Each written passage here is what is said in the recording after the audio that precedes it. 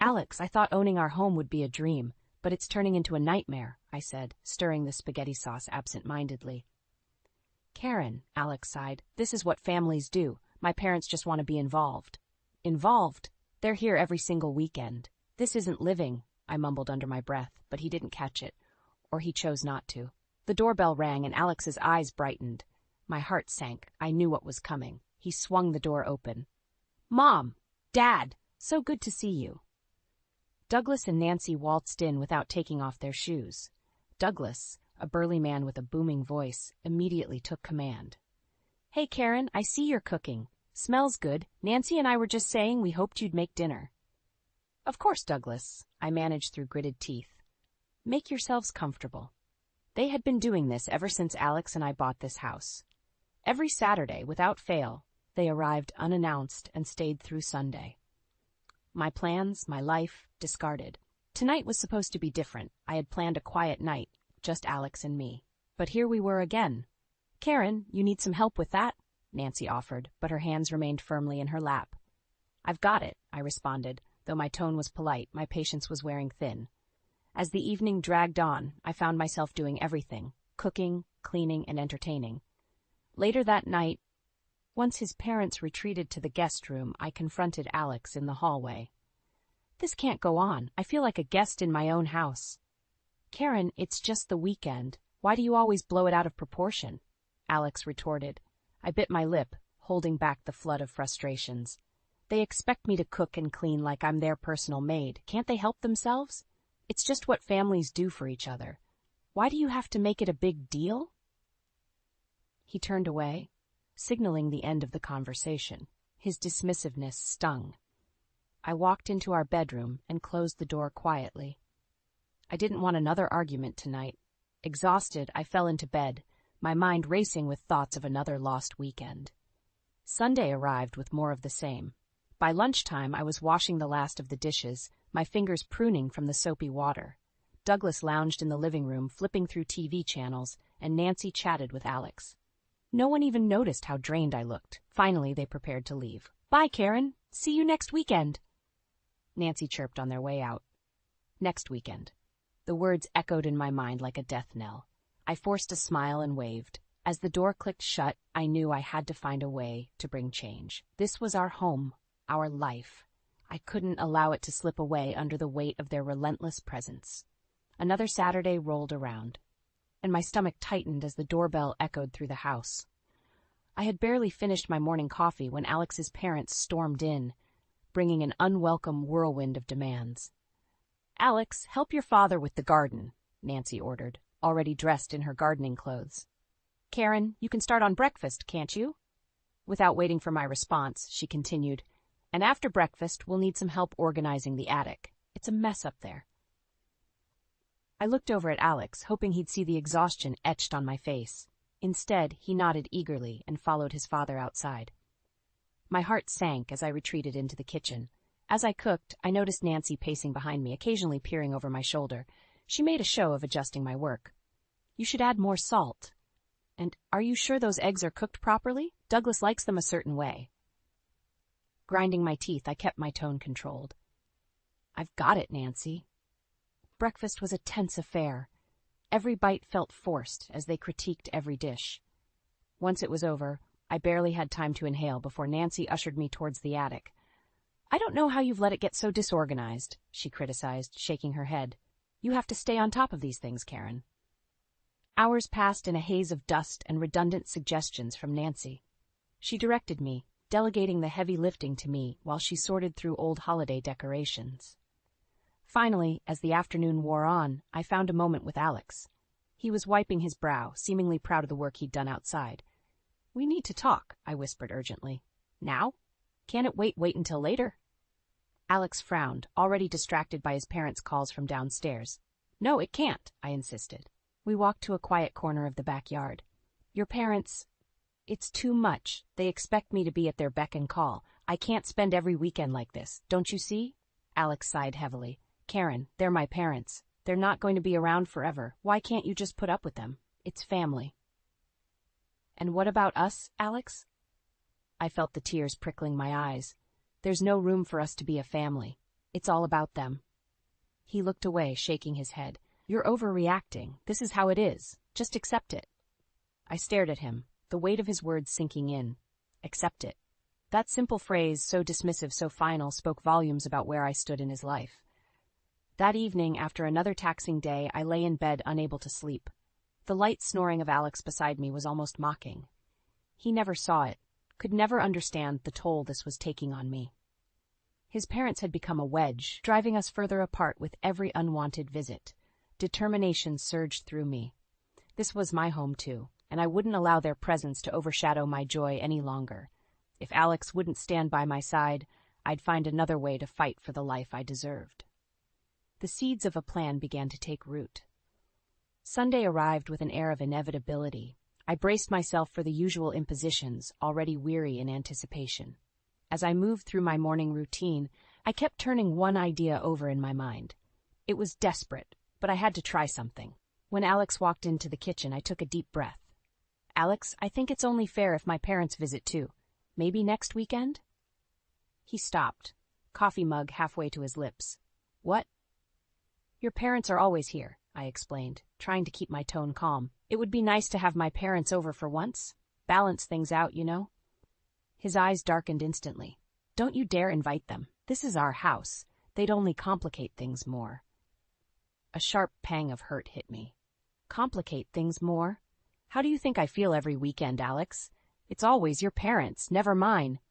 He slammed his mug on the counter, coffee spilling over the rim. If you don't like it here, maybe you should leave. His words stung like a physical slap. Maybe I will, I snapped, my voice trembling despite my attempt to stay cool. And you can live every day with your perfect parents. I stormed out, slamming the door behind me hard enough to rattle the frame. Tears of frustration blurred my vision as I grabbed my keys. Driving away, I directed my route to the one place I knew I'd find solace, my parents' house. When I arrived, my mom Linda opened the door. The worry instantly creased her face. Karen, what's wrong? Can I stay for a while? The words came out as a choked whisper. Of course, honey, she said, wrapping her arms around me. Inside, Dad looked up from his paper, concern etching onto his face as soon as he saw me. What happened, Karen? I inhaled deeply, trying to steady my voice. Alex, his parents are always there, every weekend. He doesn't see the problem. It's like I'm invisible. Linda squeezed my hand. You're never invisible to us. You know that. Dad's eyes hardened. You don't have to put up with this. You deserve to live a life that makes you happy, Karen. I don't know what to do. I can't go back. Not like this. Linda nodded. Then don't. Stay with us while you figure things out. That night I lay in my old bedroom, the familiar surroundings bringing a measure of comfort.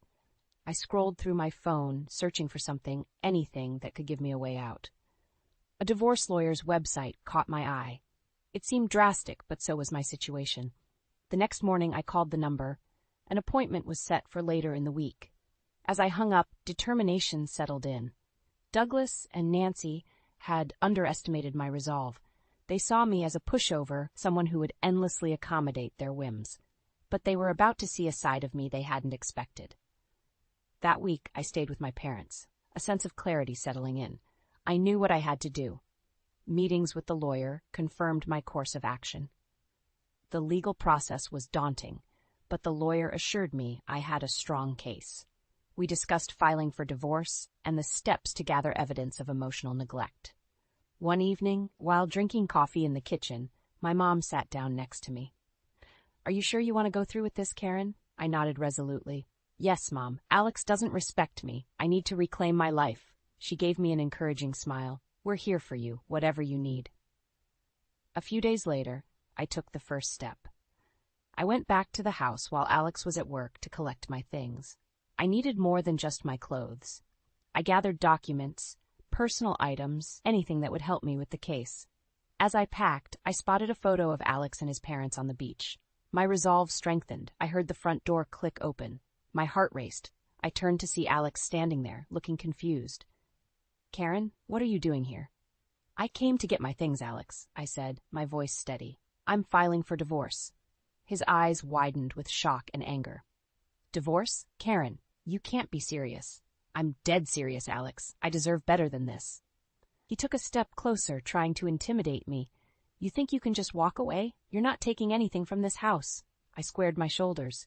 I've already talked to a lawyer. I have every right. He laughed, but it was a bitter sound. We'll see about that. I didn't waver, didn't stop packing. I finished gathering what I needed and brushed past him. As I left, I glanced back one last time. The house, once our dream, now felt like a prison.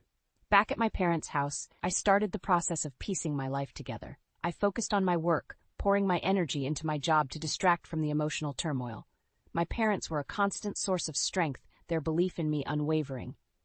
One evening, as I sat down with my lawyer to finalize the divorce papers, my phone rang. It was Alex. "Karen, we need to talk," he said, his voice softer than I'd ever heard it. "Can't we just fix this?" Pain and frustration surged through me. "It's too late, Alex. I'm moving on." The silence on the other end of the line was deafening. I hung up, feeling a bittersweet mixture of sadness and relief. The next day, I handed over the signed papers to my lawyer, feeling a sense of finality.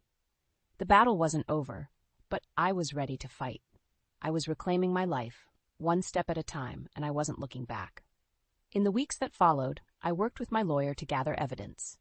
Every text message, every voicemail, every instance of neglect, I documented it all. My parents were my pillars, always encouraging me, always reminding me of my worth.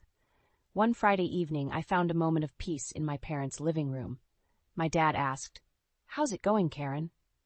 "It's a lot, Dad, but I'm managing. I never realized how strong I could be." He nodded approvingly. "We always knew, Karen." The next morning, my lawyer called. "Karen, we need to solidify our evidence. Can you get more footage from your house?" "I can try," I replied, a plan forming in my mind. I drove back to the house when I knew Alex would be out and installed small cameras in common areas. If capturing their behavior could help me, I needed to do it.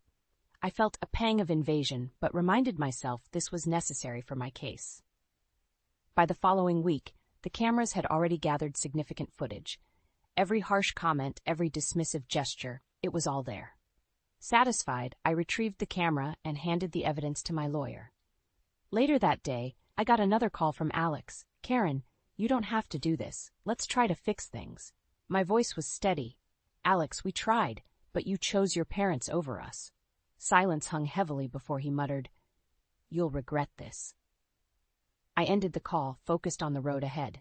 The legal battle was just starting, and I couldn't afford distractions. Watching the footage with my lawyer, I felt an ache in my chest. The cold interactions, the dominance of Douglas and Nancy, it was all too clear. My lawyer nodded. "This solidifies your case. They'll see how he neglected you." One evening, sitting with my mom, I sighed. "Mom, what if they don't believe me? What if the court sides with Alex?" Linda squeezed my hand. "You are worth more than how they treat you. We'll be here, no matter what." My dad joined us, his expression determined. "You always have a place here, Karen. We will back you up." Their words fortified my resolve.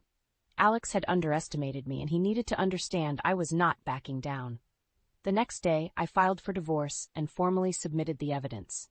As Alex received the notification, his desperation peaked. He called incessantly, leaving voicemails filled with pleas and anger. I ignored them all. Returning to my parents' house felt like a sanctuary each evening. My mom and dad supported me quietly, their presence a comfort in this storm. The silent scheme was set in motion. Alex's life would begin crumbling as the court date approached. Scattered and stressed, he couldn't balance his work and personal chaos. Each setback echoed through every missed deadline and sleepless night, driving him to the edge. My revenge was silent, devastating, and inevitable. The courtroom was silent as we all took our seats. My heart pounded as I glanced at Alex, who sat across from me, looking visibly stressed. His parents were absent, which seemed uncharacteristic, but I was relieved. This confrontation was between us. My lawyer stood up, addressing the judge confidently. "Your Honor, we present compelling evidence that Mr. Mason's actions caused significant emotional distress to my client, Mrs. Karen Mason." He played the footage from the hidden cameras. Everyone watched as Douglas and Nancy commanded every aspect of our weekends, their voices dripping with condescension. Alex's passive compliance was evident as he brushed off my pleas for space and respect. The courtroom felt heavy with the weight of the evidence. Alex fidgeted, his lawyer glaring daggers at him. "Mr. Mason, my lawyer continued, repeatedly disregarded Mrs. Mason's well-being, prioritizing his parents over their marriage. This led to a hostile living environment, causing her undue stress and emotional harm. Alex jumped from his seat, his voice strained. That's not true. They were just visiting. My lawyer turned to him, calm and collected. Just visiting? These visits stripped Mrs. Mason of her autonomy and peace in her own home. You facilitated this. The judge's gaze fixed on Alex. Mr. Mason, your actions or lack thereof have clearly contributed to this discord. The evidence speaks for itself. Feeling the gravity of the situation, I kept my eyes forward, refusing to look at Alex.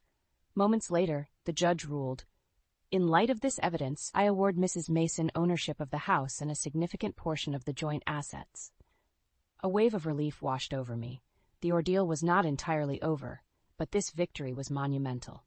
I glanced at Alex one more time, his face a mix of disbelief and anger. As the proceedings ended and we all stood to leave, Alex approached me, his expression desperate. Karen, this ruins me. Please, can't we talk about this? I steeled myself, meeting his gaze without flinching. It's too late for that, Alex. We're done. Walking out of the courthouse, my parents flanked me, their pride apparent. You did it, Karen, my mom whispered, squeezing my hand. Yes, and now it's time to move forward, I replied, feeling a sense of liberation mingled with lingering sadness. The man I had loved had become a stranger tangled in obligations that strangled our bond. Over the next few weeks, I threw myself into finalizing the logistics of the separation. Alex tried to contact me multiple times, but I didn't respond. I was already rebuilding my life, renovating the house to erase the painful memories and claiming each room as a space for my new beginning. Life was slowly shifting. And for the first time in a long while, it felt like I was able to breathe again, free from the chains that had held me down. The aftermath of the courtroom victory brought a calm I hadn't felt in years. But it was a calm dotted with moments of harsh reality checks. Alex, predictably, spiraled. Reports reached me through mutual friends and colleagues. Alex had missed major deadlines at work. His performance plummeted, and soon enough he lost his job. I heard he spent most days sulking at his parents' house, unable to face the wreckage of his life. For once, Douglas and Nancy were unable to dictate a solution, and that brought an unexpected sliver of satisfaction. One evening, as I repainted the living room, my phone buzzed. The caller ID showed Alex's number. I hesitated, but decided to answer. Karen, he started, his voice cracking. Please, can we talk? I'm a mess. I need you. His desperation was palpable, but I kept my response cold. Alex, you made your choices. You chose them over us. I lost my job, Karen. I'm losing everything. His tone edged on hysteria. I paused, letting him feel the weight of his words. You're reaping what you sowed, Alex. I warned you, but you never listened. Before he could respond, I hung up. The line had been drawn long ago, and I was committed to moving forward. The next few weeks saw the final touches on my house renovations. The physical changes, new paint, new furniture, felt cathartic, symbolizing the fresh start I desperately needed. One crisp fall morning, as I was sipping coffee by the kitchen window, lost in thought about my next steps, the doorbell rang. I opened the door to find Alex standing there, looking disheveled and broken. Karen, please, he pleaded. I messed up. Can we please try again?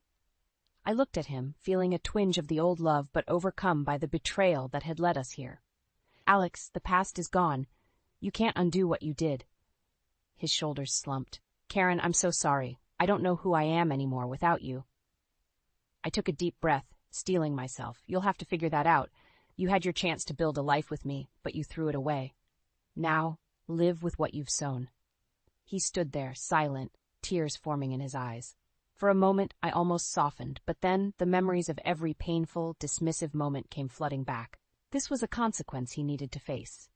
Goodbye, Alex, I said gently, closing the door. As the weeks turned into months, things settled into a new rhythm.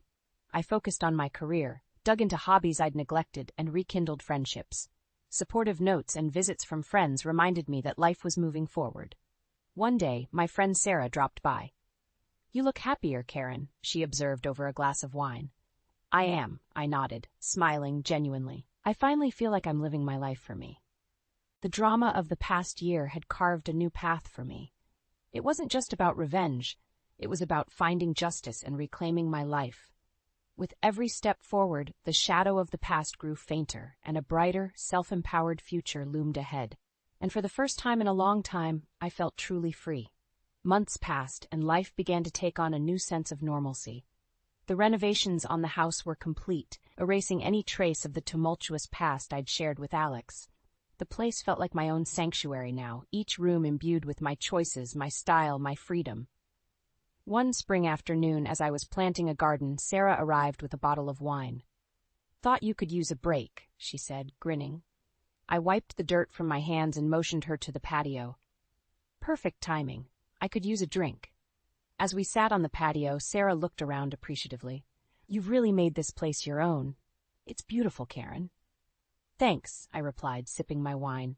"It feels good to have control over my life again." The conversation flowed easily, and I felt a lightness I hadn't known in years. The weight of the past had lifted, replaced by a renewed focus on the future. A week later, as I wrapped up a project at work, my boss called me into his office. "Karen, you've been doing outstanding work. We'd like to offer you a promotion." My heart leaped. "Thank you. I won't let you down." Driving home that evening, I felt a sense of accomplishment. My professional life was thriving, and for the first time I felt completely at peace with where I was headed. One Saturday, I decided to visit my parents. They had been my rock through everything, and I needed to share my good news. As I walked in, my mom greeted me warmly. "Karen?" What a pleasant surprise. "Mom, Dad, I have great news. I got a promotion," I announced, smiling broadly. "That's fantastic," Dad beamed. "We're so proud of you." Mom hugged me. "You deserve this. You've worked so hard." We spent the afternoon catching up and celebrating, their pride in me palpable. Life had indeed taken a turn for the better. That night, lying in bed, I reflected on the journey. The pain, the heartbreak, it had all led to this moment of empowerment and self-discovery. Alex and his parents were a distant memory, their hold on me completely severed. A few weeks later, as I was enjoying a quiet evening at home, my phone rang. It was Alex's number. Curiosity got the better of me, and I picked up. "Karen," he said, his voice tentative, "I heard about your promotion. Congrats." "Thank you," I replied, keeping my tone even. I'm really sorry for everything," he added, his voice heavy with regret. For a moment, I felt a pang of something. Sadness, maybe, but it passed quickly. "Alex, it's all in the past now. I hope you find your own path forward," he sighed. "I guess this is goodbye, then." "Yes, it is. Goodbye, Alex." Hanging up, I felt a sense of finality. This chapter was closed, and I was ready to embrace the future. The garden I'd planted was starting to bloom, vibrant colors symbolizing the new life I'd cultivated for myself. As I stood on the patio watching the sunset, I knew one thing for certain. I was finally free. And the future was mine to shape.